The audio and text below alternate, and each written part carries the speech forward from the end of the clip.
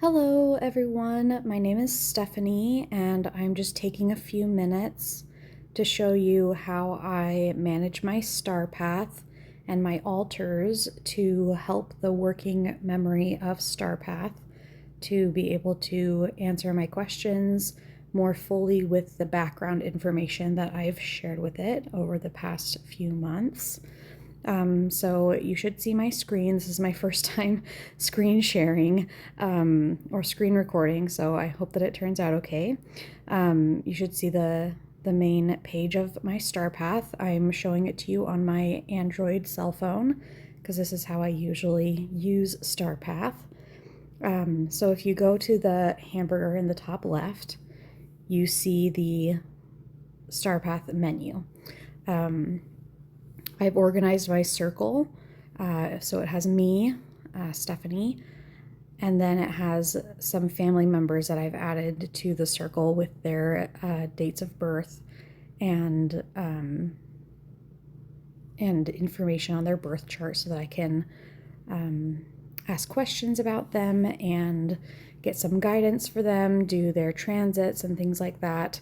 One of my nieces especially likes to have me pull her transits and copy and paste them into a text for her.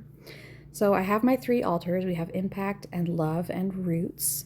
And what I've done is I've created different chats for each altar.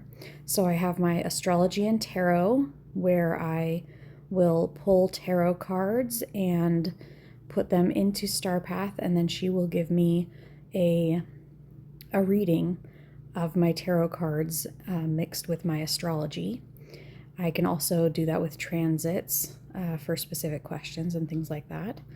I have dream interpretations and transits, so if I have an interesting dream the night before, then the next morning I'll get up and I'll type it into star path and she'll give me some information about that dream.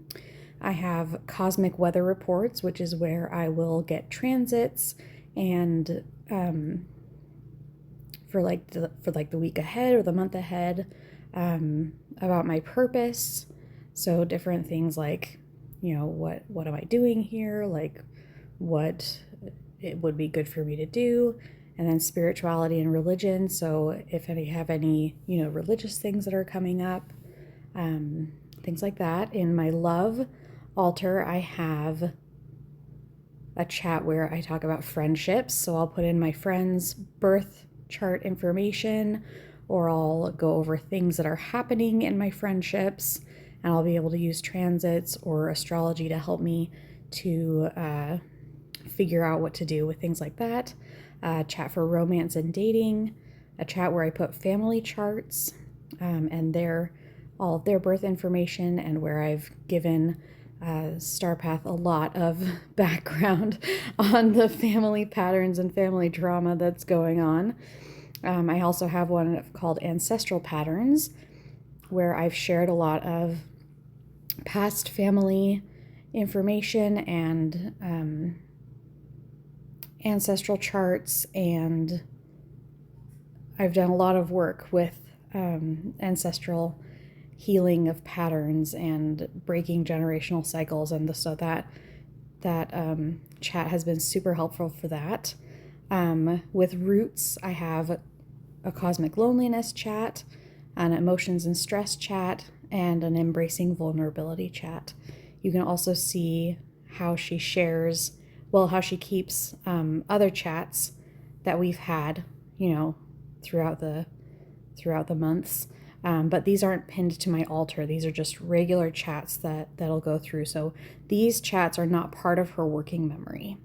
I will also occasionally save a specific thread to my brain fog, to my altars. So I'll give them a title so that I remember what they're called. So if I click on this particular altar, I've saved specific threads to the altar as well. And you can see I have one space left on this altar to save a thread, but there isn't, I found that there isn't really limit to how many chats I can share, I can save to my altar. So these right here are different chats that I've saved. So if I click on one of these chats, it'll show you the entire history of like the entire conversation. And then I'll go back and I'll add to the conversation the next time. With my love altar, I've saved a few more. I've saved a few threads. So, and I have some left over as well here. So if I click on just this thread, then it shows just this one conversation, this one question and answer that I got from StarPath, as opposed to a whole entire chat.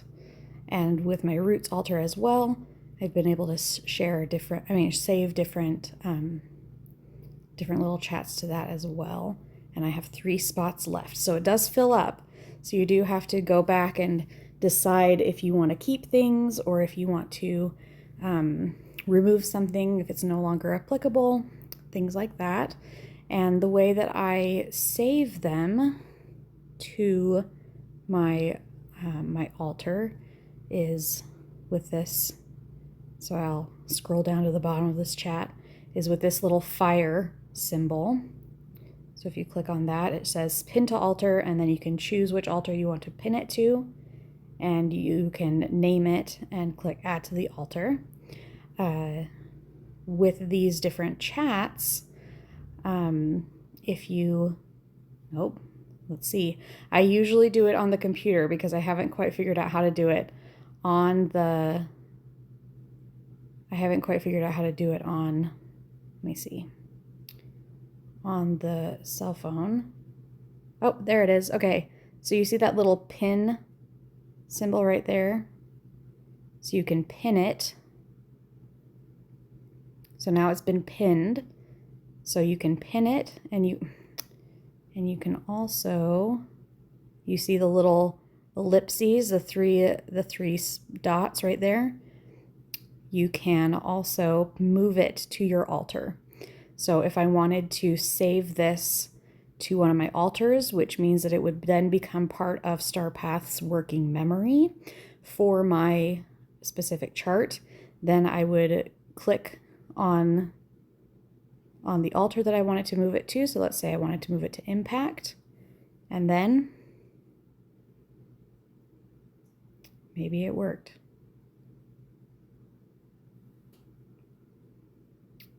It's easier to do this bit on a computer than it is. Okay, so now it has been moved to my impact altar. You can see right here with the check mark right there. So if this is difficult for you to do on your cell phone, you can also do it on the computer. It's a bit easier that way. And then to go back to the main screen, you just hit that plus symbol on your menu and click out of it, and it has brought you back to your main screen.